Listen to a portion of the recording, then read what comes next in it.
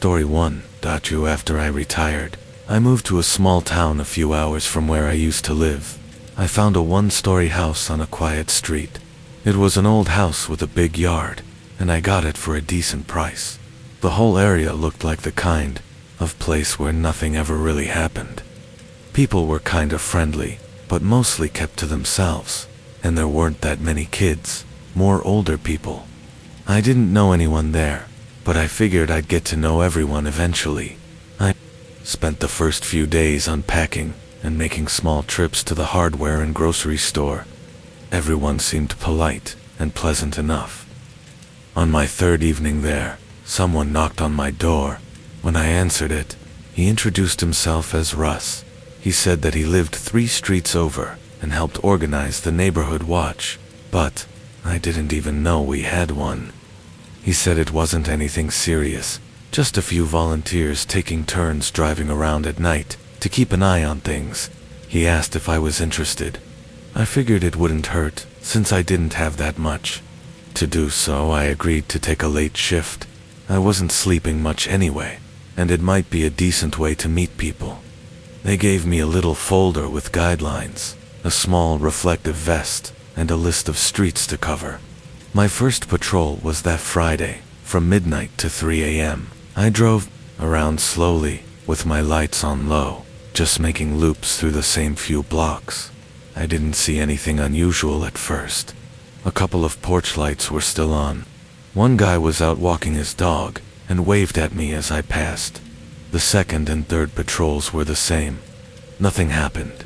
When I reported back, the group always thanked me and reminded me to stay safe. One woman said, "Just observe. Don't step in because that's not our job."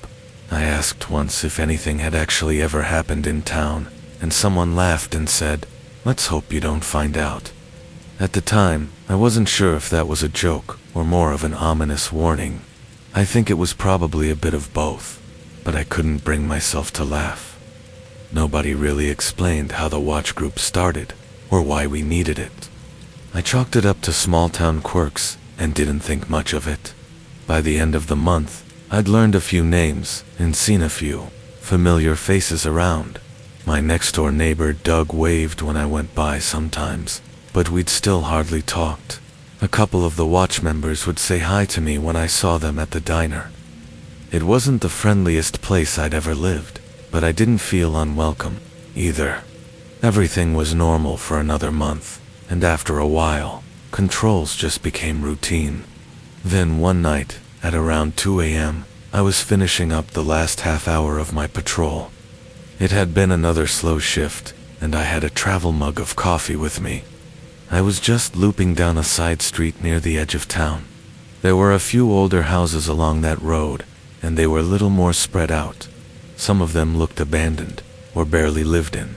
As I passed one of the last houses on the street, I caught movement out of the corner of my eye. At first I thought it was just someone going in late, maybe a teenager sneaking home. But then I saw a man force open the side door with what looked like a flat pry bar. He glanced over his shoulder and slipped inside. A second man came around from behind a bush and followed him, carrying what looked like a crowbar.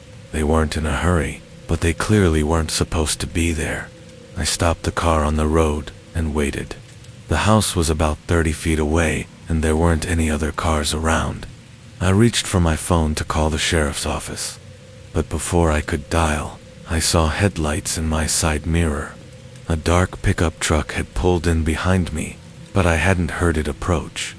3 men got out and walked toward my car, and when they got there, one of them tapped lightly on the driver's side window.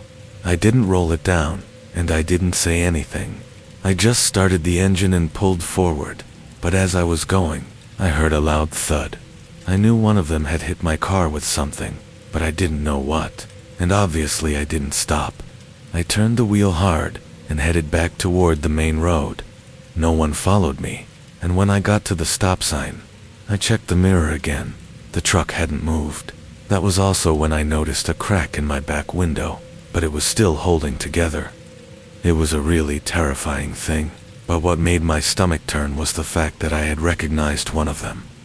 He hadn't been wearing a mask or anything, and I could clearly tell that it was one of my neighbors, Doug. He was still in his usual clothes and everything. I didn't know what to think, so I just drove home, and somehow forgot to even call the cops. I was that out of it. When I got back to my house, I double-checked to make sure my doors were locked, and then I sat at the kitchen table for a while with the lights off, just trying to make sense of it. I didn't sleep that night. I called the sheriff's office the next morning after coming to my senses. I didn't tell them everything over the phone, just that I saw a break-in, and they said someone would stop by. A deputy showed up at around 10 a.m. He was young, probably early 30s. I told him exactly what I'd seen. The two men entering the house, the truck pulling in, and the damage to my window. I even said that I thought I recognized one of them. He didn't seem to be taking it seriously, and didn't even ask for the exact address.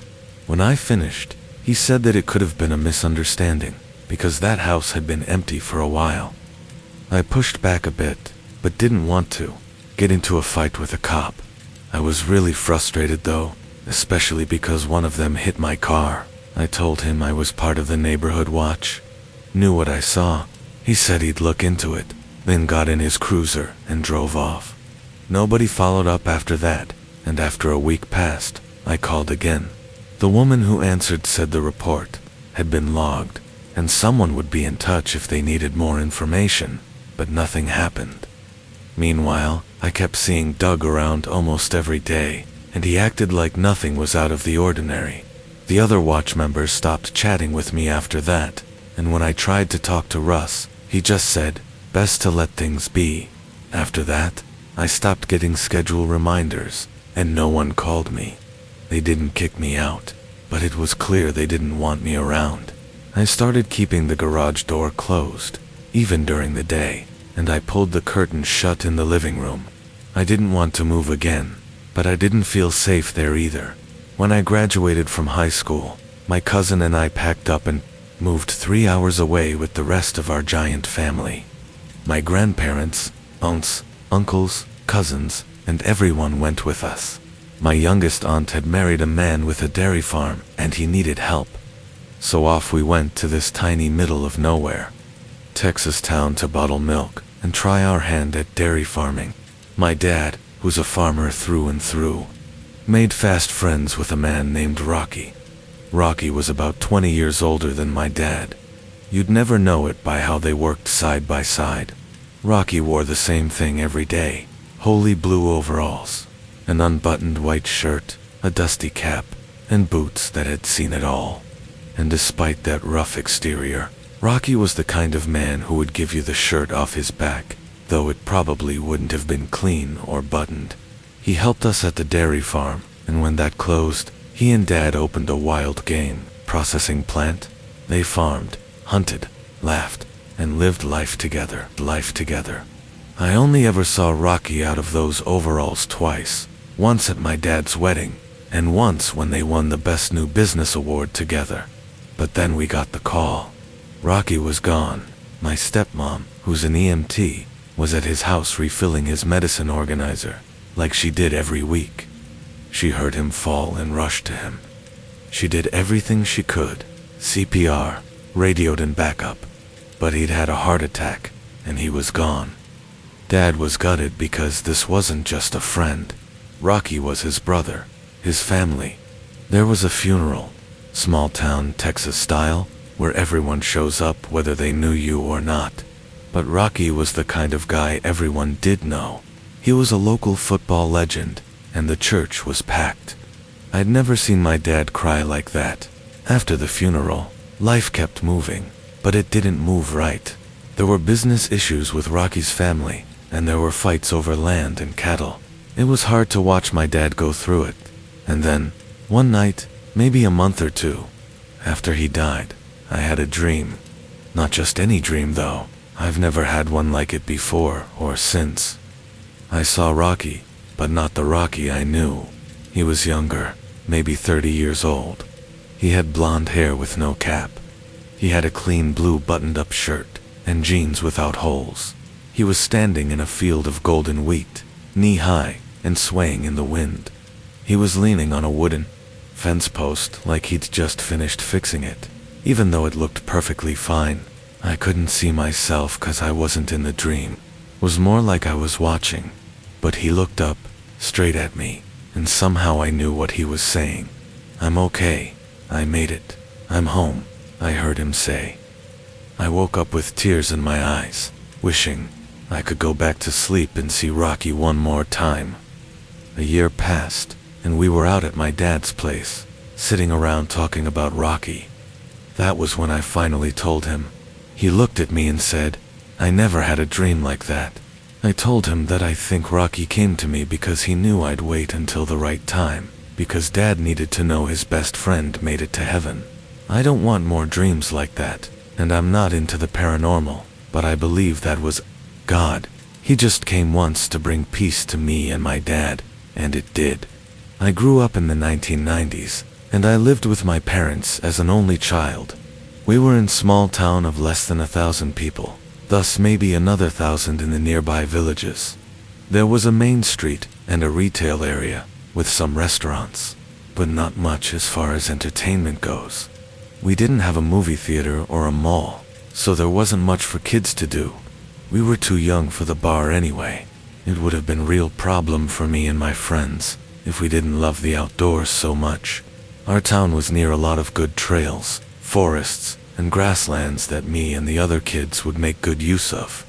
This incident happened with two of my friends from school, Stanley and Andrea. We were in the same grade. We were 15 at the time. They both lived on the same street as me, so they were probably my best friends, and we spent a lot of time together. Remember that it was the 90s, so the internet was not around, and Nintendo had just come out, and none of us had one yet, so we just had each other's company. Stanley was a shy guy, who was an only child like me. We had known each other since we were babies, and we were almost like brothers because of that. We would argue sometimes, almost the way brothers would. Andrea, on the other hand, had moved to our town just a year before. Newcomers were rare, so it was exciting when she came. She was kind of a tomboy, and didn't really hit it off with the other girls, so most of her friends were guys. It was early spring on a Saturday morning, when Stanley came to my door. It was pretty much expected that one of us would come to get the other, if he hadn't. I have been at his door within the hour. I stepped out onto the porch and we talked about what to do that day. I didn't have any special ideas, so we decided to just hang out in the woods as usual. I grabbed my backpack, which had a football and some other stuff, and we went to Andrea's house. She was waiting on the porch for us already. I knew she didn't get along with her parents, so she was always eager to go out with us. We began walking down the road towards one of the main trails that we would use. When we got there, we went in and started hiking. After walking for about an hour in the woods, we took a turn that we didn't normally take. The three of us ended up in an unfamiliar part. We weren't lost or anything, but we were pretty far in, and we actually out of the woods. It was a grassy field that we were not familiar with. We could see one of the main highways in the distance, though, so it wasn't like we were that isolated. After we found a good open spot, I pulled out the football and tossed it to Andrea. Then we formed a little triangle, tossing the ball around. We were just talking about whatever, messing around. At one point, I went long, and Stanley launched the ball at me. It went way farther than I was expecting, and it disappeared into the grass. I went looking for it, and soon found the ball. But while I was searching, I saw something else in the distance. It looked like an old car, partly covered in grass and debris. There were some trees around it too, so it was blocked from the road, which was kind far away anyway. After I had the ball, I called the others over to check out the car. It was a red station wagon, that fake wood paneling that used to be popular. It was in decent shape, other than a cracked windshield and some rust. It wasn't in a crash or anything, but it'd clearly been there for a while, probably a few years, if I had to guess. Andrea and Stanley stood there next to me looking at it, and I stepped forward and tried to open the front passenger door. It was unlocked. The hinges were sticky, but with a good tug, I got the door open. I turned around to my friends, and they both looked excited. Andrea jumped into the driver's seat. Stanley got in the back. We hung out there for about an hour, and then decided to head home, because we didn't bring any food or water. On the way back, we decided to keep the car a secret, because it was a cool place to hang out, and we thought that if we told anybody, then they would have it towed. I went back home, and so did the others. That evening, we hung out in Stanley's basement, but we didn't talk about the car, because we were afraid his parents would hear. The next day, we went back out to the same spot, but on our way there, it began to rain. The car was only another 20 minutes away, so we weren't that worried. We got to the car just as it started to pour, so the three of us jumped in to avoid getting soaked. We were laughing by then, and having a good time. I was in the back this time, with Stanley in the driver's seat, and Andrea was in the front passenger seat. When I was in the back seat, I began looking around. There was some trash on the floor, and it was dusty. When I started looking at the edge of the seat that I was sitting on, I noticed something strange. There was a slit in it. Clean cuts sliced right through it on the end, but that was the only damage to it. Then, when I was looking down on the floor more closely, I saw what looked like a clump of hair among the trash that was down there. After seeing that, I thought the car might have been the scene of some kind of crime. I tapped Stanley on the shoulder and told him that we had to go. He just laughed and turned back around. Then Andrea turned back to me and looked concerned. "What is it?" she asked. "I just think we should get out of here now. I'll explain later," I told her. It was still pouring rain outside, so none of us wanted to go out, especially because we weren't dressed for it. I couldn't stay there any longer though, and I stepped out of the car. Seconds later, Andrea came out. That's when I told her what I saw. She seemed to take it seriously. She went over to the driver's side door to get Stanley. He came out in the rain with Andrea and I. He was just wearing a cotton sweatshirt, and I knew it wouldn't be long before he was soaked through. Andrea filled him in, and then we started walking back. By the time we got back to town, we were soaked, but the rain had stopped and the sun came out. Before we split up, I told the others that I would tell my parents, so they didn't have to. As soon as I stepped in the door, I told my dad what we found, although I left out the part where we didn't tell them right away, because I didn't want to get in trouble. My dad seemed to think it was no big deal at first, but he said he would call the police anyway, if only to get the car taken care of. Later that day, I was called in by our sheriff to give him directions to the car. It was simple enough to get there, because I knew it was not that far from the road. Once he was done with me, I was relieved, because I thought I had done all I could. It was still daytime by then. Later that night, I was over at Stanley's house again, and Andrea was there too. We were in the basement when his mom came down and said the police wanted to talk to us. We went up, and the sheriff was there. My parents came over shortly after. They told us that human remains were found not far away from the car. I began breathing heavily right away. My friends did the same. We could hardly believe what we were hearing, and we were asked to give more details about what we did with the car. That was when we admitted that we'd actually found it the day before. The cops left after about half an hour, and right after that, I went home with my parents. There was no new information for over a month, so me, and everyone else in town, was left hanging. What I ended up hearing was that the car belonged to a missing person, and the remains were confirmed to belong to him. It was not someone local to our town, just someone passing through, it seemed. Of course, foul play was suspected, but a suspect never came up, and no arrest was ever made. I like to think that it wasn't one of our neighbors, but I'm not that sure. Even to this day, the case is unsolved, and I check online every once in a while. As for my friends, we're still close, even though Andrea moved away. Stanley and I talk about it sometimes, and theorize over what might have happened. When I was in the 10th grade, My parents and I moved almost halfway across the country.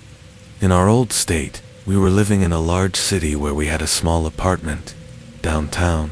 At the time, crime was getting really bad in our area, and that's part of the reason that my parents decided to move. Our new town was only about 10,000 people, and it was a rural community. Our house was in the main part of the town, so I could walk to school or ride my bike. It was the main school for the area though, and a lot of the other kids came by bus from some of the more remote communities. Starting at a new secondary school was daunting, because I'm not most outgoing person. It took me years to make the friends that I had in the city, and starting again was going to be difficult. I knew that going in. One of my first days at school, my homeroom teacher made me stand in front of the class and introduce myself. I know she was trying to help, but I almost fainted from anxiety. Some of the other girls must have noticed that, because nobody ever invited me to hang out. I am a girl, by the way. I was lonely for the first few weeks, but eventually started to settle in. By then, I must have developed a reputation for being weird, because I had gone so long without talking to anybody. Probably the first person to really talk to me was a guy named Sam. He seemed friendly enough, and despite some initial reservations, we became friends. Sam was a bit odd, but I wasn't in any position to be picky, so I didn't mind. Whenever I saw him in class, he was always doodling something in his notebook. One time I looked at what he was drawing, and it looked like some kind of horror stuff. It didn't put me off that much, because a lot of people are into that. He was also a bit of an outcast with only a few friends in our school. He wasn't popular, or anything, not even close. We sat together most of the time at lunch with a few of his other friends. Both were guys, and I never really connected with either of them. Even though I was happy to have someone to sit with, I still wanted to be accepted by some of the girls. Maybe hanging out with the weird guys at school was ruining my reputation, but they were the only ones who would talk to me. So what could I do? One day at lunch, Sam invited me over to his house. Since it was my first time being invited to anything outside of school, I was happy. He lived in a secluded place, far from town. He had mentioned that to me before. I agreed to go, thinking it would be a good way to make new friends. I told him I was in, and then I cleared it with my mom that night. On a Friday, I went to his house after school. Sam had his driver's license already, and he was driving an old pickup truck that I assume belonged to his parents. It was about a 45-minute drive, and when we arrived, I noticed that there was no cell phone reception. That made me a little uneasy, but I pushed the feeling aside. It was an older-looking single-story house in a dusty lot opposite a farm field. I didn't know where his property began and ended, but it looked like he might live on a farm. It looked run down from the outside, and there were several other old cars on the outside of his house, unlike the one he drove to school. We went in, and Sam showed me around his house, which was surprisingly neat, considering the appearance on the outside. I did notice that there was nobody else there though, which I thought was strange. He did mention that he had an older brother who had already graduated. When I asked where everyone was, Sam told me that they were away visiting family. After a while, he went to the bathroom. Left alone, I couldn't resist the urge to look around a bit. I opened one of his dresser drawers, and there was a gun. We're only 16, so there's no way he could legally own one. I knew firearms were more common in the country though, so it wasn't that shocking. I came from the city where nobody had a gun. We sat there in the living room talking for about half an hour before I kind of wanted to leave. Sam was a weird guy, and I was uncomfortable being alone with him. When I agreed to go over, I was thinking that somebody else would be there. His parents at least, but maybe even somebody else from school. It was hard for me to gather the courage, but I eventually asked Sam for a ride. As soon as I did, he started to get mad. I tried to calm him down, because I needed the ride, especially since my phone didn't work out there. Really needed him to drive me. He was getting closer to me, and I was moving away. I got up from the couch and walked to the other side of the room. Then I pulled out my phone, pretending to read a text. "Oh, my mom just messaged me," I said, trying to sound calm. I pretended to type back, hoping he would think that I was in contact with her. Maybe if he thought I had service, then he would let me go. By then, I had given up on the ride, and I just wanted to leave. It seemed to work, and I headed to the front door, and I walked out the house and walked away as fast as I could. I looked over my shoulder once, and Sam was there on his porch watching me. He had a neutral look on his face, which really creeped me out. Even though I was alone in the middle of nowhere, I was relieved that I was out of his house. I began walking back towards the town, but it was far. It was almost an hour before I checked my phone and saw that I had service. Then I called my mom and got a ride home. She pressed me on what happened, but I didn't say anything. I was just glad it was over. After that day, I avoided Sam completely. However, about a week later, he stopped coming to school. It wasn't long before rumors started going around at school. Most people were saying that he had been arrested for something, but the details were all over the place. I heard one guy say that was drugs. Another said that he killed his whole family. Unfortunately, the latter was much closer to being true. When the truth finally came out, I found out that Sam's parents were in fact on vacation when I was over there, but his older brother didn't go with them. Sam had shot his brother some time before I went to his place, and the body was still there when I was over at the house. I still don't know if the gun that I saw was the one he used, because there were probably others. I never saw him again, but I can't help but wonder what his real plans were for me at that property. It didn't seem like he was ever planning to drive me back, and I think I was in real danger, much more than I realized at the time. I'm a guy, and when I was 16, I lived in a small rural village in Virginia. Since there were no buses in my village, every morning, I took a bus over half an hour to go to school. The village was quiet, and there wasn't much to do, so my friends Janie and Dale and I often explored the woods around our homes. We found old trails, sometimes interesting places to hang out. They were both from the other town, but they would come over sometimes to hang out with me. Janie and Dale were actually brother and sister, but Dale was adopted. They were in the same grade. We were all kind of outsiders at our school, and none of us really had other friends, so it was good that we had each other. Without those two, I don't know what I would have done. None of the others in my classes were very nice to me, and, to be honest, I had a pretty big crush on Janie back then. I think she knew, but nothing ever came of it. One Saturday, they came over and we decided to explore a different part of the woods that we hadn't seen before. Since we were planning on being out there for most of the day, packed some basic food and water before we went. I just made some peanut butter sandwiches and grabbed some granola bars from the kitchen. My mom knew we were going, and she was fine with it. We walked down the road leading out of my town for about half an hour, and then there was the entrance to the forest. I had driven past this part before, but never been down there, even though I had lived there for over 3 years. The trail was not anything out of the ordinary at first. It was just like the others we had seen. Eventually, though, we came upon a small stream. Instead of following the path, we went along the bank of the stream, thinking it might lead somewhere more interesting. I told Janie and Dale that, as long as we didn't go far from it, then we couldn't get lost. Janie was on board, but we kind of had to drag Dale along, because he was worried about getting lost. That was too bad for him though, because it was 2 against 1, and he reluctantly followed. After a long time in the creek bed, there was a hill off in the distance, and we could see a roof peeking out through the trees. Janie thought we had stumbled into some neighborhood. We were too far out for that, since it was my village. I knew there shouldn't have been much out there.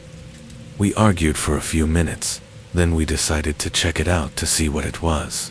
This time, Dale outright refused to go, so he decided to wait at the creek while me and his sister went to investigate. We promised to be back soon, and then Jamie and me climbed out of the creek and onto the bank that surrounded it. There was no trail leading to the house, but we could see the roof for most of the way, so we were able to navigate the woods easily. It wasn't long before we got there, and it was an old, dilapidated house. It looked abandoned, and we were curious, so we walked around it once from the outside. The house was definitely old, with broken windows and rotting wood siding. The door was slightly open at the front, so I pushed it and went inside. It almost fell off its hinges when I did. The inside was even worse than the out. The place was a mess. Trash and old food was everywhere, and the smell was awful. It reeked of human wasting urine so badly that it was hard to breathe, and I felt like I might vomit. Despite that, we moved further inside, trying to see more of the place. As we did, I felt a sense of fear growing. Something about that place felt very wrong. I'm not sure if Janie felt it too, but I didn't want her to think I was scared, so I didn't say anything. We carefully made our way through the house, stepping over piles of trash and broken furniture. The smell was overpowering, making it difficult to stay inside, but we kept moving. When we entered what seemed to be the living room, it was more of the same in there. Then we went up the stairs. I was scared at first and almost decided to leave, but Janie wanted to check it out, so I couldn't leave her alone. She went up first, and I was right behind. As we looked into the first room, we heard footsteps from the hallway, and an old man suddenly appeared from a dark corner. His clothes were ragged and dirty, and he looked furious. He started yelling at us to get out.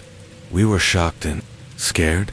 We had no idea anybody was living there. Didn't seem possible. We didn't wait to find out more. We turned and ran as fast as we could, but on the way, the man grabbed my arm. I struggled with him for a bit, and then Janie turned back to help. She pulled my other arm and helped me to break his grip. We bolted down the stairs, stumbling over the mess on the floor. The man shouting followed us as we rushed out of the house and into the woods. I was pretty sure he was chasing us, but that might have been my imagination. When I looked back, he wasn't there. We kept running until we were sure that we were far enough away. That was when Janie told me that the man had a knife. I never saw it, but she insisted that he had one. Then we called out for Dale, because we had become disoriented, running through the woods. He called back, and we were able to find our way back to the creek, where he was still waiting. I quickly explained it to Dale as we were walking back. He pretty much freaked out when I told him, and then he started walking even faster. I don't even want to think of what would have happened if Dale was there. We would have probably had to carry him out after he fainted from fear. We got back to the road, and then we walked back to my house. It was still only 5 in the evening by then. I told my mom what we saw out there. You should call the cops. A few days later, we heard back from the police. They confirmed that they had visited the house, but they didn't find anyone living there. However, there was plenty of evidence that a squatter had been at that house. Over the years, that old house became sort of a legend among the kids in our village. People would talk about the scary old man in the creepy house, but no one else ever claimed to see him. We moved on with our lives, but the experience stayed with us. One day, several years later, Janie, Dale, and I decided to revisit that area. We were in our 20s by then, and we were a lot smarter. This time, I looked up the road that the house was on. We were able to drive there in my truck without crossing through on the trail. When we got there, the house was gone, and that place of that old building was an empty lot, surrounded by a tall construction fence. There were no signs of any new buildings going up, just an overgrown field where that house once stood. The fence looked like it had been there for a long time too, maybe even years.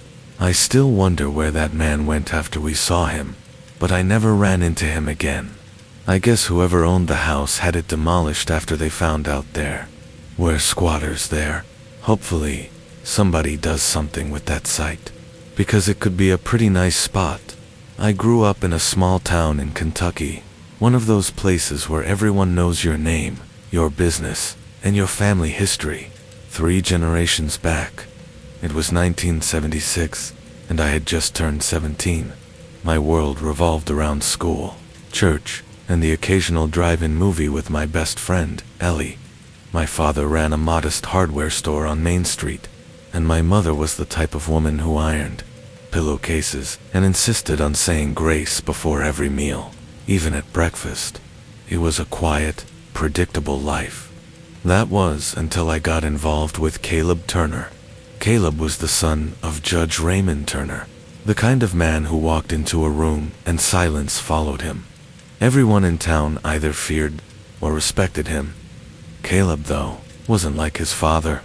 He was charming in a way that made girls forget their upbringing.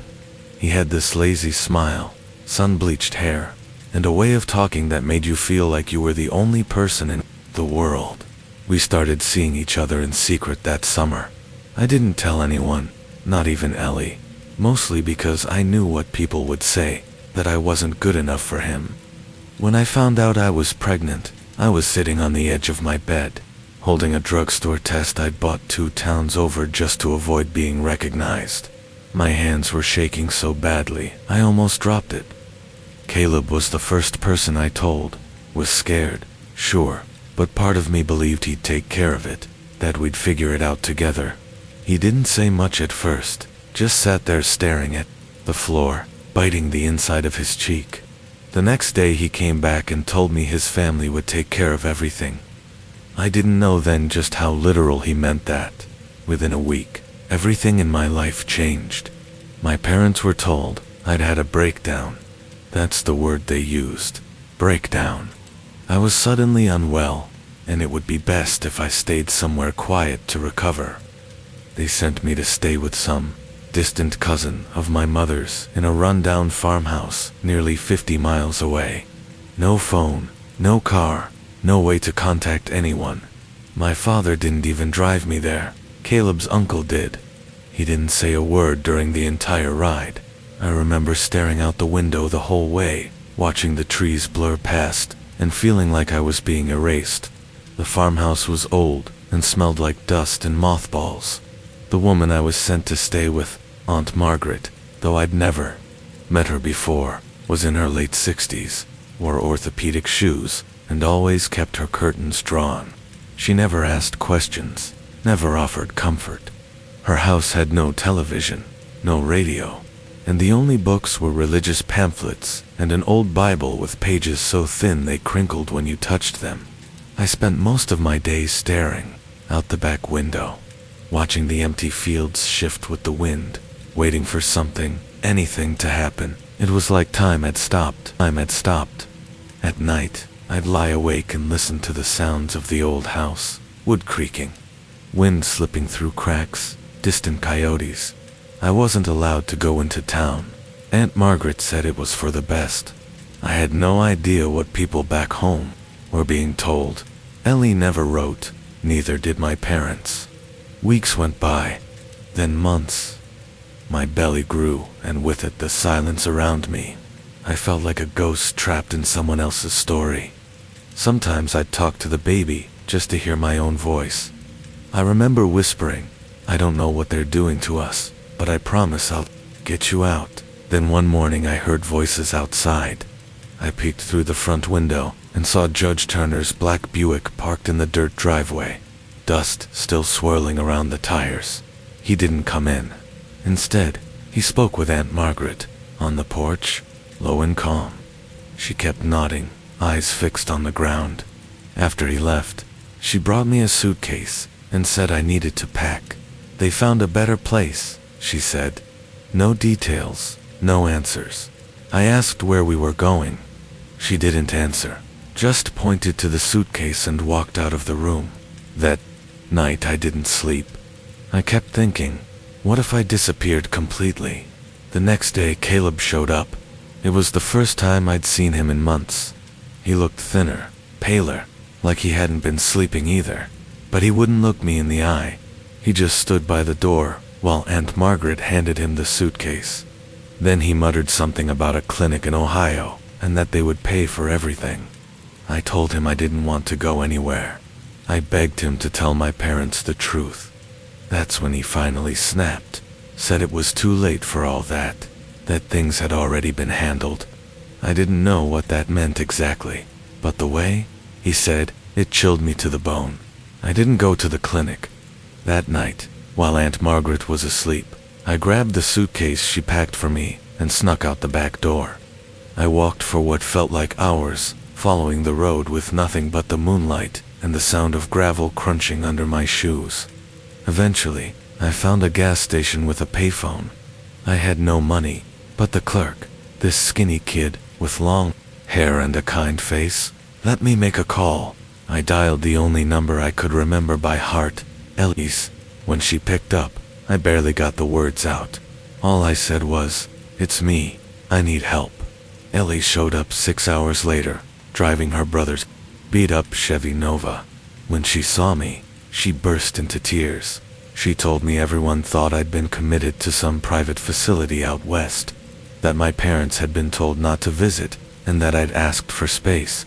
Caleb apparently had gone back to school like nothing happened. I stayed with Ellie and her family for a few weeks, hidden in the basement. Her parents were quiet about it, but I could tell they knew something wasn't right. They never asked questions. They just let me stay. Eventually, I found a women's shelter in Louisville that helped girls like me. I gave birth there to a little girl with a head full of dark hair. I named her Hope. It wasn't until years later that I found out the full story. One of Caleb's cousins, drunk at a wedding, told someone what had really happened. How the Turners had fabricated a mental breakdown, falsified medical papers, and even paid off a doctor to back it all up. They'd planned to handle it quietly, send me away, give the baby up without my consent, and pretend I never existed. I was just a liability to them, an inconvenience. I never saw Caleb again. Last I heard, he became a lawyer, like his father. I changed my name, moved out of Kentucky, and raised Hope on my own. She's in college now, smart, strong, and full of fire. She doesn't know the whole story yet. One day I'll tell her, but not because I want her to feel sorry for me. I'll tell her so she knows how far some people will go to protect power, and how far you have to go to protect yourself. To this day, there are folks back in that town who still think I had some kind of breakdown. Maybe that's for the best. Let them think I disappeared. The truth is, I survived. Not a superstitious person. I don't believe in ghosts, witches, or backwoods cults. Or at least I didn't. I'm 28. I live alone in a rental house in Jackson, Mississippi, and until a few weeks ago, my biggest worries were rent and a weird noise my car makes in reverse. I like hiking on weekends, mostly to clear my head. A few friends and I, all people I've known since college, planned a trip out to a wooded area about an hour and a half east of Jackson. Public land, not marked as anything special, just quiet and remote. It was me, Jordan, Will, and Rachel. Nothing fancy, just a day hike with snacks, photos, and no cell service. I wish we'd turned around the second we saw that first cross. We'd wandered off trail, which we tend to do when the marked paths get boring. That's when Rachel noticed what looked like an animal's skull nailed to a tree. At first we thought it was part of someone's weird hunting ritual or some kind of southern folk art. But then, we started noticing more things. Dozens of handmade wooden crosses stuck crooked into the ground. Strips of dirty clothing tied to low-hanging branches. Some items were really old, almost rotted. There were little cloth dolls, too, and what looked like melted candles stuck in the dirt. The whole area had this heavy, quiet feel to it, like the trees were pressing in. We didn't say it out loud, but we were all creeped out. I took a bunch of photos, close-ups of the crosses, the bones, even a hoodie that looked like it had dried blood on it. Will told me to knock it off, but I didn't think much of it. I figured I'd post them later on a hiking subreddit, maybe as one of those found something wired in woods type of threads. None of us were brave enough to go any deeper into the grove. There was a tree in the center, thicker, older, covered in what looked like carvings and more bones nailed into the bark. We all just stood there, staring at it. Then Jordan said, "We should go, now." And without another word, we left. That should have been the end of it.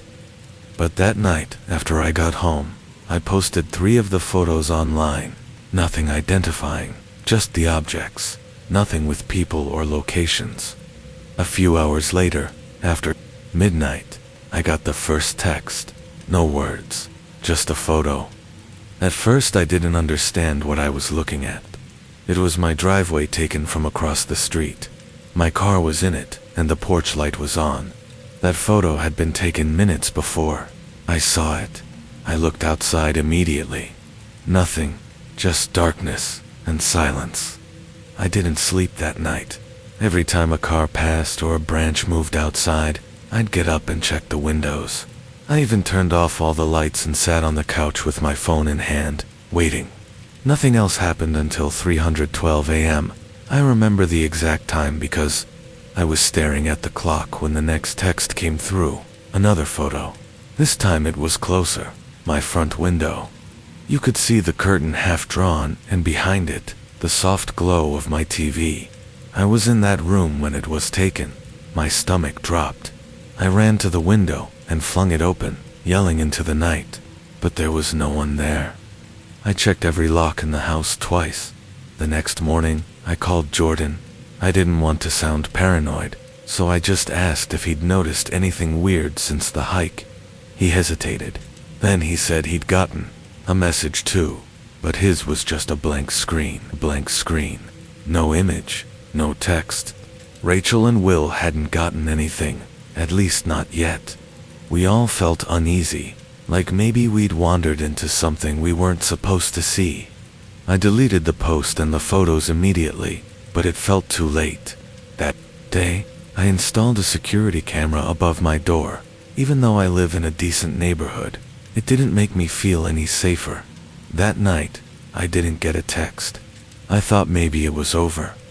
But in the morning, when I checked the footage from the camera, there was a person.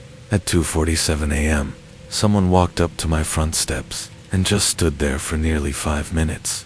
They never knocked, never rang the bell, just stood there. The footage was grainy, but I could see a hood, dark jeans, and what looked like something hanging from their neck, maybe a necklace or a bone.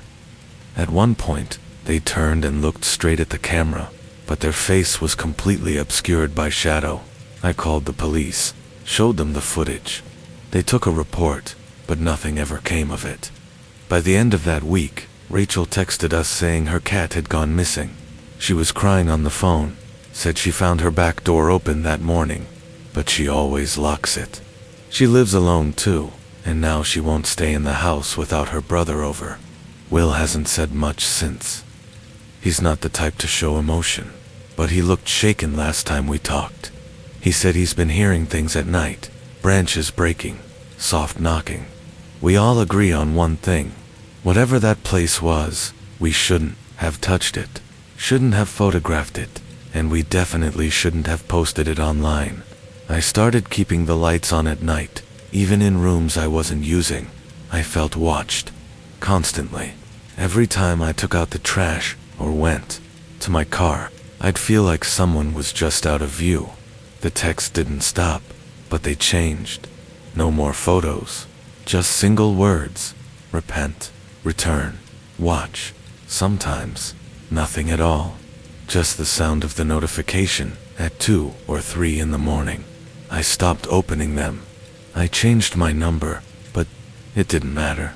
The messages kept coming from random, untraceable numbers.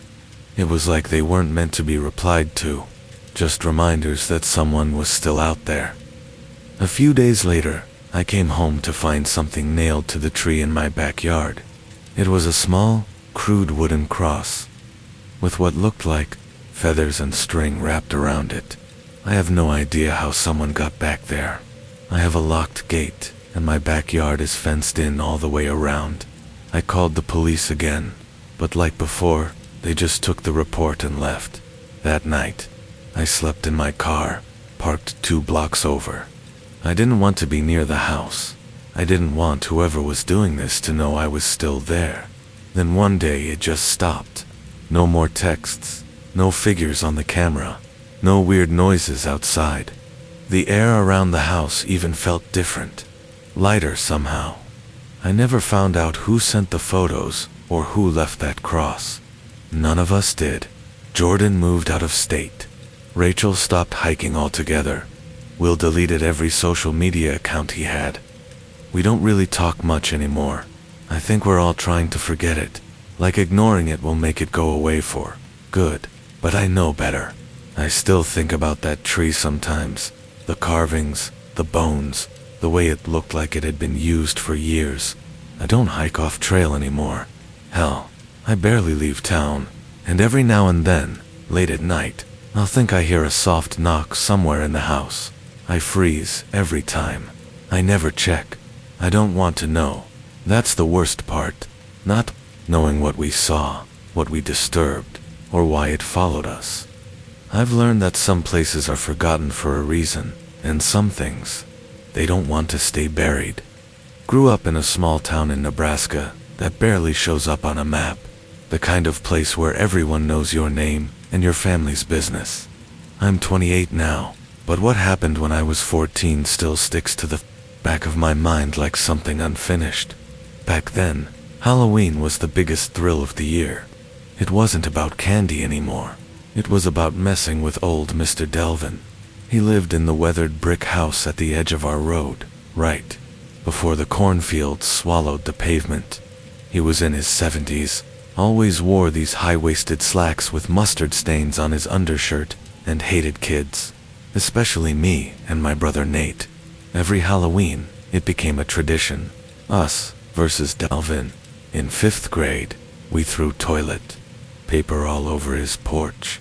6th grade, we put a fake snake in his mailbox. By 8th grade, we were planting fake severed arms in his yard, lighting stink bombs under his windows, and Nate even rigged up a speaker to scream randomly from the bushes. Every time Delvin would storm out with his flashlight, waving it like a sword, yelling threats in his croaky voice. But nothing ever came of it. He never called our parents or the cops, just muttered something about paybacks coming. We figured he was just all bark. That year, Halloween fell on a Saturday. It was unusually warm, which made it perfect for staying out late. Nate and I had planned our grand finale of pranks for weeks. But when we walked past Delvin's place at sunset, we noticed something weird. His house was decorated, like actually decorated. Paper skeletons taped to the windows, an inflatable pumpkin in the yard, flickering lights on the porch. It looked cheap, like someone had just bought a Halloween kit and thrown it all together. But that was the thing. Delvin had never put out decorations, ever. Nate nudged me and said, "He's trying to show us up. We can't let that slide." We waited until 10:30 p.m., and when most trick-or-treaters were gone and the streets were quiet, Nate had brought a bag full of gear, nothing dangerous. Just as usual, chaos, smoke bombs, a motion-activated soundbox, and a plastic baby doll painted with fake blood. We crept up through the back of Delvin's property, staying low behind the row of bushes that bordered his yard. Everything was dark now, except for the faint orange glow from the porch, but there was no sound, no TV, no rustling, not even the usual radio static he always had playing. It felt staged. I remember whispering, "This feels off," and Nate just grinned, tossing me the soundbox and saying, "That's the point. Let's mess it up." We didn't know he was the one messing with us. We split up like always.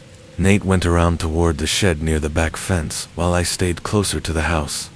I was trying to find a good spot to hide the soundbox when I noticed something odd. The inflatable pumpkin on the porch was slowly deflating, like someone had stabbed it, but there was no one there. I figured maybe it had a slow leak. Still, it made the whole scene feel wrong. I ducked behind a bush, watching for Nate's flashlight flicker. That's when I heard the shed door creak open, followed by a loud clang like something heavy slamming shut. Then, nothing. Silence. No footsteps. No Nate. I waited a full minute, then another. I whispered his name, but there was no answer. I got up and crept toward the shed. It looked normal from the outside, old and rotted at the bottom like most things on Delvin's property. But now, the padlock on the door was snapped shut. Nate didn't have keys. I tapped on the door softly. "Nate," I whispered. Nothing. I knocked harder. Still silence. That's when I noticed the camera. A small battery-powered trail cam mounted high on the corner of the shed, blinking red. And right underneath it, nailed to the wood, was a piece of cardboard that read, "Tricked." That's when it hit me. This was the prank. On us. On us. Delvin had flipped the script. My stomach dropped, and I swear I could feel my skin buzzing. I backed away, scanning the yard, half expecting him to come barreling out from the shadows. But there was no one, just silence. A silence that didn't feel empty, but watchful. I pulled on the shed lock. It wouldn't budge. I even tried hitting it with a rock, but it just clanked uselessly. From inside, I thought I heard something. Faint shuffling. Maybe a muffled voice like Nate was gagged or trying to move. That's when panic really set in. I ran back to the road. I remember standing there, frozen under the street lamp, heart pounding like a drum in my chest. I had two options. Go for help, which meant waking up my parents or possibly getting the cops involved and admitting we were the ones who'd been harassing Delvin for years. Or I could go back and try to break him out myself before sunrise. I stared at that dark house, then back at the road. No cars, no lights, just me, the cold breeze, and a growing sense that we were in way deeper than we'd ever meant to be. I decided I couldn't just leave him. I ran back, heart racing, and checked every window and door of Delvin's house, praying something would be unlocked. Nothing. The windows were sealed shut, the front door bolted. I was sweating despite the chill, my hands shaking. Finally, I circled around again and found a narrow window near the basement that looked weak, like the wood was rotting. I jammed the edge of Nate's screwdriver, thankfully still in the prank bag, between the frame and pride, until it cracked open just enough to squeeze through. The second I dropped inside, I regretted it. The air was thick, stale, and reeked of mildew and something metallic. The basement was cluttered with piles of old tools, stacked furniture, and a dozen dusty Halloween decorations. Props, masks, fake limbs, some still wrapped in plastic. It was like Delvin had been stockpiling Halloween for years. I tiptoed up the stairs, holding my breath, careful not to make them creak. I made it to the kitchen. No lights, but someone had left a flashlight on the table, still warm when I picked it up. That told me Delvin had just been there. I crossed the house quickly and unlocked the back door. Then I ran to the shed, used the same screwdriver to wedge open the hinge bolts from the outside. Took longer than I wanted, but finally it opened. Nate was sitting on the floor, pale, knees pulled to his chest. The inside of the shed wasn't empty. There were photos, dozens of them pinned to the wall. Photos of us going back years. Dressed up on Halloween, walking past his house. Even pictures taken through our bedroom window. Nate had duct tape on his wrists, but Delvin hadn't hurt him. He just locked him in there with all those pictures, left him alone in the dark. The message was clear. I've been watching. I let it build. This is your punishment. We didn't say anything.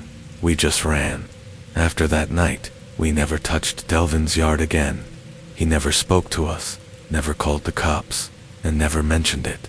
Not once. But every Halloween after, he put out the same cheap decorations, and we knew it wasn't for the holiday. It was a reminder, a trap we'd fallen into once, and just maybe a warning that he was still paying attention. I still drive past that house when I visit home, and every time I do, I feel it. That same buzz in my skin, that same question, what would have happened if I hadn't come back for Nate? I've never posted anything like this before, but after what happened last year, I just need to get it out. Maybe someone's been through something similar. I'm 20 now, but this all happened when I was 18, senior year of high school. I live in a small town in Illinois, where everyone kind of knows everyone, and nothing stays secret for long. That's part of what made all of this so much worse. I was dating someone new at the time. Her name was Brooke, and things were honestly going great. But then, I reconnected with someone from my past, a girl named Megan, who I hadn't talked to since middle school. Megan and I used to date back in 7th grade, if you can even call it that. We'd hold hands during lunch and text, non-stop after school. Nothing serious, we were kids, but she reached out to me on Instagram one night, out of nowhere. She said she saw one of my posts, and just wanted to say hi. It started casual. We exchanged a few messages, laughed about old times, and I told her I was dating someone. She didn't seem to care, just said she was happy for me, and that she'd love to catch up sometime. I figured it was innocent. I mean, we were kids back then, and I didn't think she still had feelings. At first, it really did feel harmless. We texted here and there, nothing flirty, just catching up on life. She had moved to a nearby town about 30 minutes away, was working part-time and sounded like she had her life together. But over time, the messages started coming more often, then longer, then at weird hours, like 2 or 3 a.m.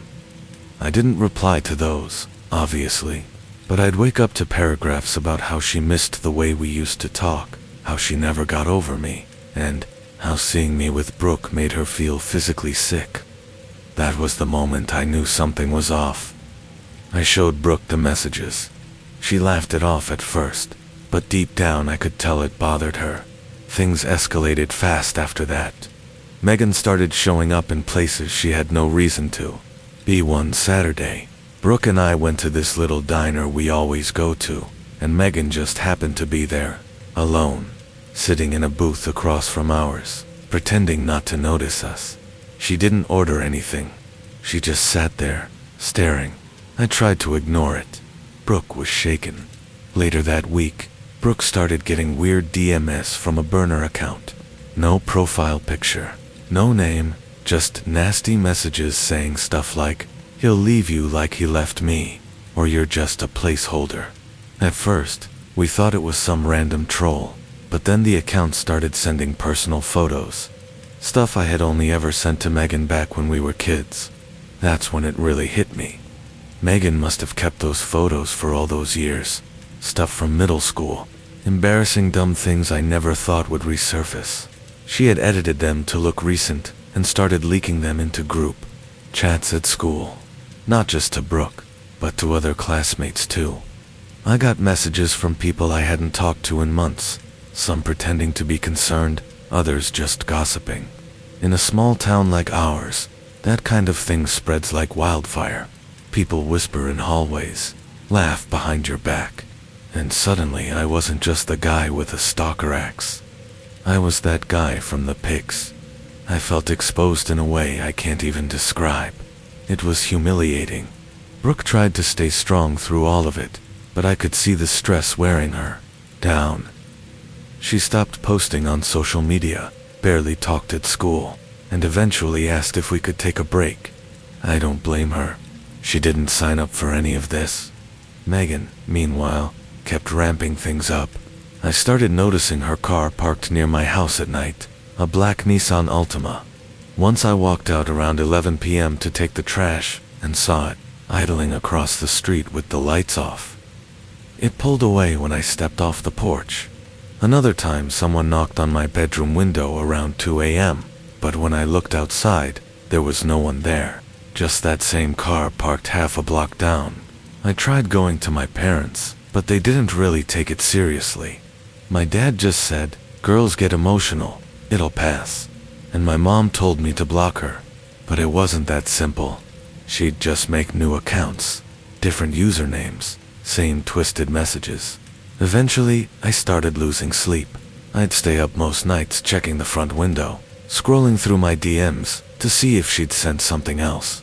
Every time my phone buzzed, my stomach dropped. I was scared, man. Not of her hurting me, but of the fact that she seemed capable of anything. Like she had no line anymore, no shame, and nobody else saw it for what it was. The school didn't help much either. When I brought it up to the counselor, they said since it was all online and off campus, there wasn't anything they could really do. That just made it worse. Megan knew no one would stop her. She got bolder. One day I found a note on the windshield of my car in the school parking lot. It was written in red Sharpie. "I see the way you look at her. You never looked at me like that." That's when I started parking off school grounds. I stopped talking to people. I even deleted my social media for a while. But somehow she always found a way to remind me that she was still watching. The last straw was the night she showed up at Brooke's house. Brooke called me crying, saying someone had been knocking nonstop on her bedroom window, and then disappeared when her dad came out with a flashlight. She swore she saw Megan's face in the window just before she ducked. That night, I drove straight over there and called the police from the driveway.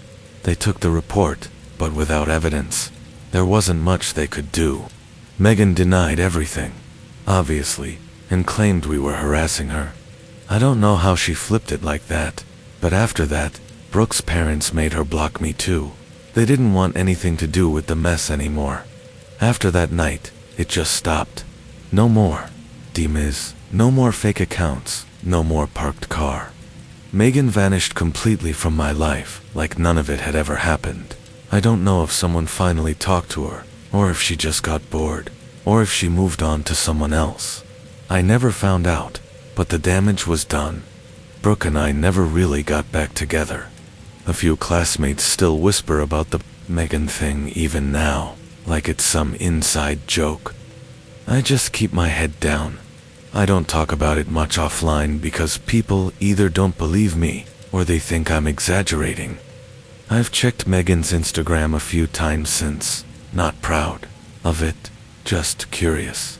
Last I saw, she got engaged to some guy from another town, smiling, happy, completely normal-looking life. Part of me wonders if he knows. If she told him anything about how obsessive she got, or maybe she really did change. Maybe I was just a chapter she lost control of. Either way, I'll never understand how someone I barely dated as a kid could mess up my life so badly years later. It doesn't make sense to me. To this day, I don't know what triggered her to go that far. It's like something snapped, and she just fixated on me. Like I owed her something. I still get anxious when I see a black Nissan Altima. I still hesitate to accept follow requests from accounts I don't recognize.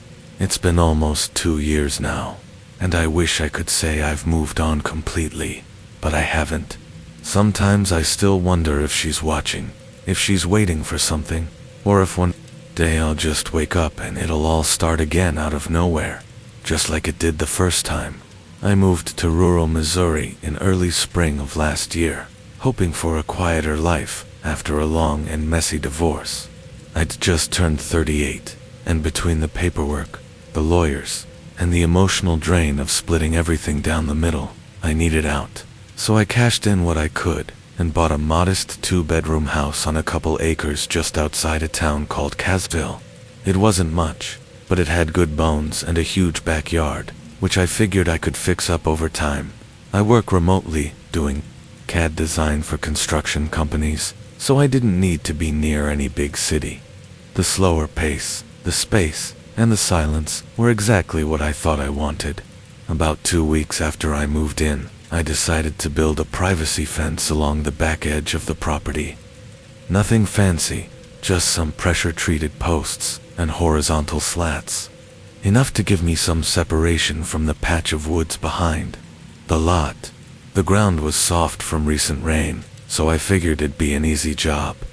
I borrowed an auger from the guy down the road, a retired mechanic named Bill, and started digging post holes one Saturday morning. I remember thinking how peaceful it felt out there. Birds chirping, coffee in hand, the sound of the auger breaking soil. I hit something in the 4th hole. At first, I thought it was a thick root, so I got down on my knees and dug with a hand trowel. but it wasn't a root. It was bone, long, curved slightly, with a clean break on one end. At first I thought it might have been a deer femur or something, until I uncovered what looked very clearly like part of a skull. Not a full one, just the upper portion, but enough to tell it wasn't from any animal I recognized. The soil was packed tight around it, but the way the pieces were clustered made me freeze. It didn't look like one bone, it looked like a buried body. I covered it back up almost immediately and went inside. I wasn't sure what protocol was for something like this, but I figured the sheriff's department would know. I called the non-emergency line, explained what I'd found, and within an hour, Sheriff Dalton himself showed up. Middle-aged guy, clean-shaven, wore his uniform like he'd stepped out of a catalog. He was polite but distant, more like someone checking off a box than someone genuinely curious. I showed him the spot, even pointed out where the bone was, but he didn't seem all that interested. He barely looked at it before saying, "Probably just a cow, or a hunting dog." People used to bury animals all over these lots back in the day. I asked if he was going to have it tested, or send someone out, and he just shook his head. Wouldn't be the first time someone mistook animal bones for human. Something about the way he dismissed it didn't sit right with me. I mean, I'm no expert, but I've seen my share of animal bones. This was different, too smooth, too rounded, and the way the pieces were shaped felt unmistakably human. But I didn't push it. He was the sheriff, and I was just the new guy in town. After he left, I sat on my porch for almost an hour trying to convince myself it really was nothing. Still, I couldn't bring myself to keep digging that day. I packed up the tools and figured I'd wait until the following weekend, just to give myself some mental space. On Monday morning, something strange happened. I was working in the kitchen when I saw a dark SUV pull into my driveway. At first, I thought it was Amazon or someone lost, but it wasn't. It was Sheriff Dalton again, this time out of uniform, wearing jeans and a flannel, holding 2 coffees in a cardboard tray. I opened the door and he gave me this easy smile, like we were old friends. Said he was in the area and thought I might want to talk more about the backyard. I invited him in, mostly out of politeness, and he handed me a coffee like it was some kind of peace offering. We sat at my kitchen table, and after a bit of small talk, weather, fishing, local diner specials, he leaned in a little and asked if I'd thought about selling. I blinked, caught off guard. He said something like, "I've always liked this patch of land. Wouldn't mind picking it up myself if you're ever thinking of moving again." I laughed awkwardly and said I'd only just moved in, and he nodded like he expected that. Then he added, "But if you are thinking about it, I could offer cash off the record. Wouldn't need to go through any of that real estate red tape." His tone was casual, but something in his eyes felt too focused, too rehearsed. The rest of the conversation blurred. I remember feeling this pressure in my chest, like my instincts were screaming at me to not take the offer. When he finally left, I stood at the window and watched him drive away, and that's when I noticed something else. There was dirt on the wheel wells of his SUV, a lot of it fresh, like he'd been somewhere off-road recently. I wouldn't have thought twice about it, except that it was the exact same red-tinted mud from my backyard, the kind that sticks like clay and takes days to dry. That night I couldn't sleep. Every creak in the house sounded louder. I kept replaying the way the sheriff looked at me, the dirt on his car, the forced friendliness. I finally got up around 2 a.m. and went out with a flashlight to look at the fence line again. I stood over the spot where I'd dug before and just stared at it, half expecting something to be missing. Sure enough, the ground was different. Not by much, just a slight change in the way it was packed, a faint indentation, but it was enough to know someone had been there. I hadn't touched it since Saturday, and I sure as hell hadn't gone out there after the sheriff's visit. So, who had? I decided right then I wasn't letting this go. The next morning I called a friend from college, Jason, who worked in Springfield as a forensics tech. I told him just enough to raise concern, but not enough to implicate anyone. He agreed to come by that weekend with some equipment to check the soil and maybe take a sample. I felt better just knowing someone I trusted would be involved, but the relief didn't last long. 2 days before Jason was supposed to arrive, I came home from the grocery store to find my front door slightly open. Nothing was stolen, nothing broken, but my laptop, which had been on the dining table, was gone, and that was the only thing missing. I didn't report it. Honestly, I didn't know who I could trust. If the sheriff really was involved in something, what was I going to do? Call his office and have them send him back out? I felt like I was suddenly in over my head, like I'd stumbled onto something I was never meant to see. That weekend, Jason still came. But by then, the hole had been filled in completely, not by me. The dirt was packed harder than before, and someone had even tossed a few rocks on top like they wanted to make it look older. Jason took a soil sample anyway, but nothing ever came of it. He said there weren't enough trace elements to determine anything conclusive. Could have been anything, he said, but I could tell he didn't believe that either. A month later, I put the house back on the market. I didn't tell anyone why. I sold it to an older couple who wanted to retire someplace quiet. I still feel guilty sometimes, but I just wanted out. I never heard from Sheriff Dalton again, and I never saw his SUV in the area after I left. I've moved twice since then, and I still don't feel completely at ease. Every time I see a patrol car, I get that tight feeling in my chest again. I don't know what was buried in my backyard, or who put it there, but I know it wasn't a cow, and I know for a fact that some people will do a hell of a lot to keep things buried. Moved into that apartment during my second year of college because it was the only place in town I could actually afford without a roommate. It was a small fourplex on the edge of town, tucked behind an abandoned gas station and some empty lots. The rent was cheap, and the landlord didn't ask too many questions, which back then felt like a win. My unit was on the second floor, and I was told the apartment above mine had been vacant for over a year. No one's touched it since the last guy left, the landlord said, like it was supposed to reassure me.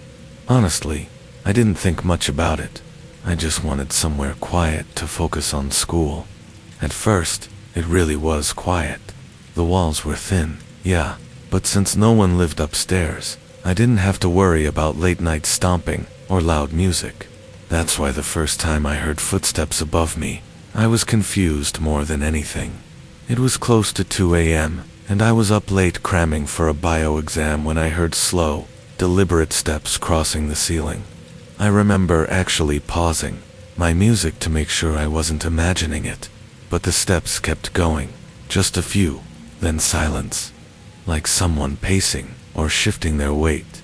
The next night it happened again. Same time, same kind of sound. I even knocked on the ceiling with a broom handle like an idiot, hoping maybe someone was squatting up there and would knock back or something. Nothing. I texted the landlord the next day and he just replied with, "Still vacant, probably pipes," which didn't make sense because I knew what pipes sounded like. This was different. He didn't seem concerned though, so I let it go, at least for a few days. But once I noticed it was happening more often, always past midnight, always the same uneven pacing, I started to feel weird, like the air in my place changed whenever the noise started, heavier. It wasn't just the noise. I started waking up with this weird feeling that someone was watching me. I don't even know how to describe it exactly. I just snap awake, heart pounding, completely sure I wasn't alone. I check my apartment every time. Doors locked, windows shut, no signs of a break-in, but that feeling, it wouldn't go away. One night, after hearing what sounded like something drop upstairs, something heavy, I grabbed a flashlight and decided to check out the stairwell door that led to the top unit. I hadn't looked at it since I moved in. It was supposed to be locked up tight, but when I got there, the doorknob was just hanging loose, and the frame around the lock was splintered like someone had kicked it in. I stood there for a minute, just staring at the door. My first instinct was to go back inside, lock everything, and pretend I never saw it. But curiosity got the better of me. I nudged the door open with my foot. It made this awful creaking sound, like it hadn't been touched in years. The stairwell was pitch black and smelled like dust and mildew. I remember shining my flashlight up the steps, and the beam caught something odd right away. What looked like scuff marks on the walls, as if someone had been dragging their hands, or maybe something else along them. I started going up slowly, step by step, trying not to breathe too loud. The top door was already cracked open, not wide, but enough that I could see part of the floor beyond it. I pushed it gently, and it swung inward with this low, dragging noise. The place was completely dark, no electricity, no furniture, except for one thing, an old torn-up mattress lying in the center of the floor, directly above where my bedroom would be. I stepped in just far enough to shine the light on it. That's when I saw the stains. Dark, reddish-brown blotches soaked deep into the fabric, like they'd been there a long time. My stomach turned instantly. Wasn't just dirty. It looked like blood. A lot of it. I didn't want to look any closer. I backed out of there fast, heart pounding so hard I could hear it in my ears. I practically ran back to my apartment, slammed the door, locked every bolt, and pushed a chair under the doorknob. I didn't sleep at all that night. I sat in my living room with the lights on, just listening. At around 3:30 a.m., the footsteps started again, but this time, they didn't stop at pacing.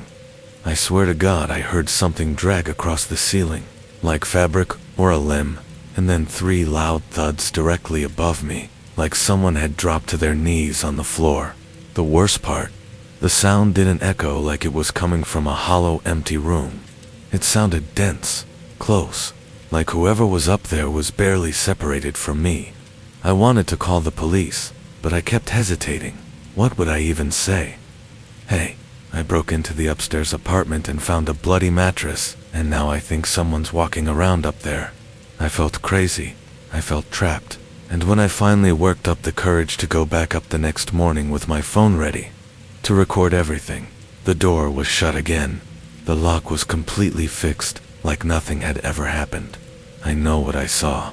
I even have a picture on my phone of the door frame cracked and the knob hanging off. But when I showed it to the landlord that same day, he just looked at me like I was messing with him. Said the door had been reinforced months ago. No way it could have broken like that. When I asked if someone had been in there recently, he shrugged and said he didn't have keys for that unit anymore. Nobody's supposed to be in there, he repeated, and then told me I was probably stressed out from school and should try getting more sleep. I left his office feeling more alone and freaked out than ever. That night, I slept on the couch with every light on again. Nothing happened. No footsteps. No dragging. Silence. Same thing the night after. It was almost like whatever had been going on just stopped. But the quiet wasn't comforting. It felt worse somehow, like something was waiting. I started avoiding my apartment as much as I could, staying late at the library, crashing at a friend's place when possible. I didn't want to be there, not alone. The feeling of being watched never really left, even during the day. I'd catch shadows moving out of the corner of my eye. I stopped sleeping properly, stopped focusing in class. 2 weeks later, I came back from a weekend out of town to grab more clothes. Everything in my place looked normal until I went into my bedroom right above my bed, in the exact spot I used to hear the noises. There were 3 perfect dents in the ceiling, drywall, small circular spaced, like knees would be. If someone had dropped down hard, I stared at them for a long time. They hadn't been there when I left. I didn't even unpack. I left that night, and never slept there again, ended my lease early, and never looked back. I didn't tell anyone else about it. Who would believe me? It's been over a year since then, and I still think about that place all the time. I've tried to rationalize it. Maybe someone was squatting up there. Maybe I imagined half of it, but none of it adds up. The broken lock that was suddenly fixed, the bloody mattress, the dents in the ceiling, the silence that felt too intentional, and that horrible heavy feeling that someone was always just ... right above me. I don't know what was in that apartment. I don't want to know. All I can say is something was wrong with that place, and whatever it was, it knew I was there. I'm not really sure why I'm posting this. I guess part of me still needs someone to tell me I didn't imagine it, that what happened at that cabin was real, and I'm not just losing my mind. This all went down in late September last year. I had just finalized my divorce a few weeks prior, and honestly, I just wanted to be somewhere quiet. No traffic, no emails, no awkward friends trying to check in on me. I found this listing for a hunting cabin in Montana, way off-grid, no neighbors, no cell service, no distractions. It was perfect. The photos showed a one-bedroom place, tucked between trees with a small porch and a fireplace. I booked it for 2 weeks, packed my truck, and drove out there without really telling anyone where I was going. I just needed the silence. The first few days were exactly what I wanted. It got cold at night, but the firewood was stocked, and I spent my time cooking, reading, and hiking around the area. There was a trail behind the cabin that led down to a small stream, and I'd go there with a thermos of coffee in the mornings. It was peaceful in that kind of way that feels rare when you've been living in cities your whole life. But around day 4, little things started to feel ... off. Nothing dramatic at first. Just things like my bag of trail mix being lighter than I remembered, or a cold draft at night, even though I swore I'd lock the door. I chalked it up to being in my own head. I mean, I was alone and going through a lot emotionally, so maybe I just wasn't tracking things properly. But then I noticed the muddy footprints, not inside the cabin, but on the porch. They looked fresh too, like someone had stepped there recently. It hadn't rained in a couple of days, but the ground out back near the stream was still damp, and the prints looked like they came from someone circling the cabin, not just passing through. I stared at them for a while, trying to come up with some explanation that didn't involve another person, maybe an animal, but they were clearly boot prints, human. That night I barely slept. I kept hearing these random creaks on the roof, almost like someone walking up there real slow. The wind would pick up now and then, and I kept telling myself it was branches shifting or an animal looking for warmth. But it didn't sound like that. The next morning, I found something that made my stomach drop. One of the cans I'd left in the kitchen, some chili I hadn't touched yet, was gone. Not misplaced, not moved, just straight up gone. I know it sounds small, but when you're completely alone in the woods and something disappears from inside your cabin, it hits different. I searched everywhere, just in case I was being forgetful, but it wasn't there. That was the moment it clicked for me. Someone had to be getting in. I locked the door every night. I started double-checking the windows too. But this person, whoever it was, wasn't just passing through. They were watching, waiting. That day I drove into the nearest town, about 40 minutes out, to buy a cheap trail camera. I told myself it was just to catch some wildlife on tape, maybe a bear or raccoon that was snooping around. But deep down, I knew I was hoping to catch something else. I got back before dark and installed the camera, tucking it into the trees, facing the cabin, angled just right to catch anything or anyone approaching from the back trail. That night, I didn't light the fireplace. I sat in the dark with a blanket and my flashlight, listening.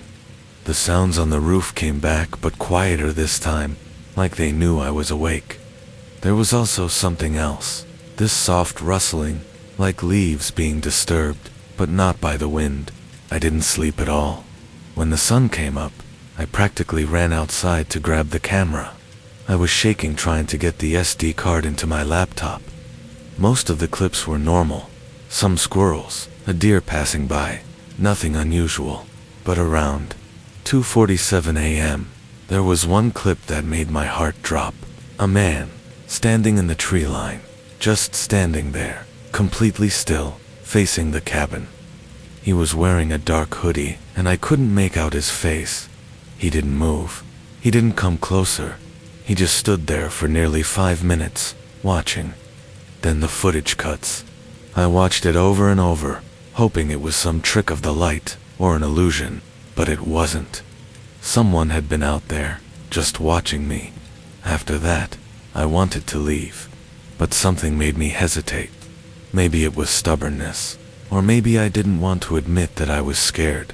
I started locking the bedroom door, from the inside, keeping a knife on the nightstand. I even placed little markers near the door, like small sticks leaned up in a pattern, just to see if anyone moved them, and they did. The next morning, one of the sticks was gone. The second can of chili was gone too. And the worst part, there was a smear of mud on the inside handle of the front door. That means whoever it was had been inside while I was sleeping. That was the moment I started to feel sick to my stomach. I packed that day. I didn't even care about getting my deposit back. I shoved everything into the truck, locked the cabin and left. But before I did, I checked the camera one last time. The last clip it recorded just before sunrise was of the same man, closer this time. He was maybe 20 feet from the cabin, standing at the edge of the trees. Same hoodie, same stillness. Only this time he was holding something. I don't know what it was, some kind of tool, or stick, or I don't know. But he was gripping it like he was ready to use it, and he was staring directly at the lens. I drove straight back to Missoula, didn't even stop for gas until the tank light came on. I kept checking the rear view mirror like I expected to see someone following me. I don't know why, but I didn't go to the police. I think part of me felt stupid, like they'd never take it seriously. Nothing was technically stolen besides some food, and I didn't have a clear face shot of the guy. Plus, what could I even say? A man stood in the woods, watching me every night. I'd sound insane. I sent the cabin owner an email telling him the place felt unsafe, but I didn't go into detail. I didn't want him thinking I was unstable or trying to cause trouble. I just wanted to forget it, but I couldn't. For weeks after, I kept waking up at 2:47 a.m., no matter how tired I was. Sometimes I'd have nightmares that I was still there, stuck in that cabin with the man standing at the window, just watching. I moved apartments, changed my locks, even got a dog, but that feeling of being observed never really went away. The idea that someone could be so close, so quiet, and so patient, it still messes with me. That level of calm creeps me out more than anything. He wasn't trying to break in. He was just waiting. For what? I don't know, and I really don't want to know. I've told a couple friends about it, but I always leave out parts. I never show them the footage. It just feels wrong, like giving that guy more power somehow. I don't even know if he lived nearby, or if he just saw me arrive and decided I'd be interesting to follow. The weirdest thing is how it all just stopped. After I left, there were no more signs, no more weird sounds, no strange people around my new place. It's like whatever that was, it belonged to that cabin, or maybe to that piece of land. I'll never rent anything that isolated again. Lesson learned. Anyway, that's what happened. I don't have some crazy twist or a satisfying answer. I still think about it more than I should, and sometimes I wonder if he's done it to someone else since then, or if maybe I was the only one who ever noticed. Either way, I'm done with cabins, done with isolation. And if you're reading this and thinking about booking some remote getaway to clear your head, just ... make sure you're the only one out there. I'm now, but this happened when I was 25, right after I had moved back to Arkansas to help my dad after his stroke. I had just quit my job in Nashville and was trying to adjust to life in a much quieter, slower place. Most of my days were spent running errands, helping with his meds, and driving around to pick things up. I wasn't thrilled to be back in the small town I'd tried so hard to leave, but family is family. That night, I was coming back from a friend's place about an hour out from my dad's house. I had taken a longer, older route through the hills to avoid construction on the main road. That back road, Hickory Creek Road, is one I knew well, or at least I thought I did. It was close to 11 p.m. The sky was pitch black, no street lights. Out there, just stars and trees closing in on the narrow two-lane road. My phone had no signal, which didn't bother me much at first. I was used to dead zones in that area. I had the windows cracked open and was listening to an old playlist when I noticed headlights in my rear-view mirror. No big deal at first, but then the truck behind me started speeding up, got closer, then felt comfortable. I could tell it was an older pickup, maybe late 80s, early 90s by the boxy shape and the way its headlights shook when it hit bumps. It started flashing its high beams at me in short bursts. I thought maybe my taillights were out or something, so I tapped my brakes to signal back, but the flashing didn't stop. In fact, it got more aggressive, longer bursts, one after the other. The truck didn't try to pass me either, even when the road opened up a bit. I was going 5 over the limit just to keep distance, but it stayed right on me, never falling back. There was something about the way it moved. It didn't swerve or hesitate like a distracted driver. It felt intentional, like whoever was driving had nothing better to do than tail me. After about 15 minutes of this, my nerves were shot. I remember gripping the steering wheel so hard my knuckles ached. I was too far from home to just turn around, and I didn't want to pull over in the dark middle of nowhere. That's when I saw the glowing green lights of a gas station up ahead. One I'd stopped at maybe once before. It was an old rundown Shell station that usually closed around 10, but I didn't care. I just needed to get somewhere with lights, with people, even if only on camera. As I pulled in, I glanced in the mirror. The truck that had been behind me for miles wasn't there anymore. At first I figured maybe he turned off somewhere and I didn't notice, but that didn't make sense. There hadn't been any side roads for at least 2 miles. I pulled up to one of the pumps, still half expecting to see headlights swing into the lot behind me, but nothing, just silence. The place was closed, of course. Lights were on inside, but the door had a chain, and the sign said back at 6 a.m. still. The overhead lights by the pumps were bright enough that I felt a tiny bit safer. I got out, trying to act normal, pretending to check my tires just to calm my nerves. Every few seconds, I looked back at the road, waiting for that truck to reappear. I ended up sitting in my car for a few more minutes, engine running, doors locked. My heartbeat had slowed down a bit, but I still couldn't shake that crawling feeling on the back of my neck, like I was being watched, but from nowhere in particular. I finally decided to just drive home. As I was pulling out, I noticed something strange. On the side of the lot, just outside the glow of the pump lights, there were fresh tire tracks, deep ones, like someone had pulled in, idled for a bit, then turned around and left. I got out of the car and followed them with my eyes. They led back to the highway, the same direction I had just come from. I didn't sleep much that night. I kept replaying it over and over in my head, trying to rationalize it. Maybe the guy was drunk and confused. Maybe he thought I was someone else. But then something kept bothering me. The next morning I couldn't let it go. I called the gas station and asked if they had security cameras.